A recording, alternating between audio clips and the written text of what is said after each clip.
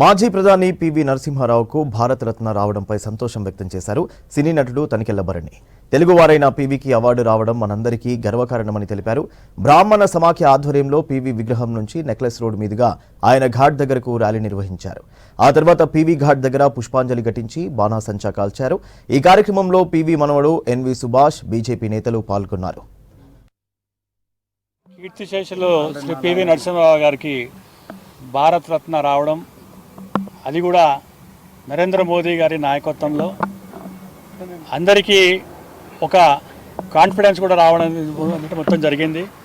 మోదీ హేతో మున్కిన్ అని చెప్పి వేరే పార్టీలకు చెందిన వ్యక్తులు ఎవరైతే మరి వారి సంస్కరణలు తీసుకొచ్చి వారి క్షేత్రాల్లో అనేకమైన అభివృద్ధి కార్యక్రమాలు చేసి మరి సమాజానికి చైతన్యవంతం చేసిన మహానుభావుల్లో శ్రీ పివి నరసింహారావు గారు ఒకరు.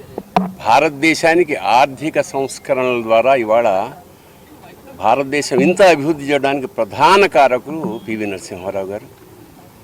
అలాంటి మహానుభావుడికి ఆలస్యంగానైనా భారతరత్న రావడం అందరికీ ఆనందంగా ఉంది. మొత్తం యావత్ భూగోళం సంస్కారాలందరూ సంతోషించారు, విద్యావంతులందరూ సంతోషించారు, బహుభాషా కోవిదులైన అలాంటి మహానుభావుని వాళ్ళ ఆ సందర్భంగా మనం అందరం స్మరించుకుంటున్నాం.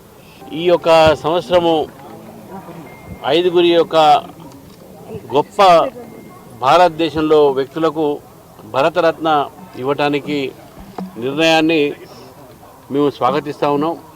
భారతదేశం ఆర్థిక సంక్షోభంలో ఉన్న సమయంలో భారతదేశాన్ని ఒక నూతనంగా ఆర్థిక వ్యవస్థ నిర్మాణం చేసి అనేక మంది యువకులకు ఉద్యోగ అవకాశాలు, అదేవిధంగా భారతదేశ ఒక ఆర్థిక పరిస్థితి మెరుగుపరిచి ఈరోజు ప్రపంచంలోనే ఒక ముందు స్థానంలో పెట్టినటువంటి వ్యక్తి పివి నరసింహారావు గారు.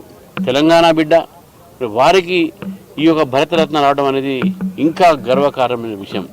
భారతదేశపు టీవీ ఇవాళ గౌరవనీయులు ప్రధానమంత్రి మోదీ గారు ఇవాళ ఈ భారతరత్న ఇవ్వటం సంతోషంగా భావిస్తూ నేను సందర్భంలోను రామ్ మోదీ లక్ష్మణ్ యోగి అన్న.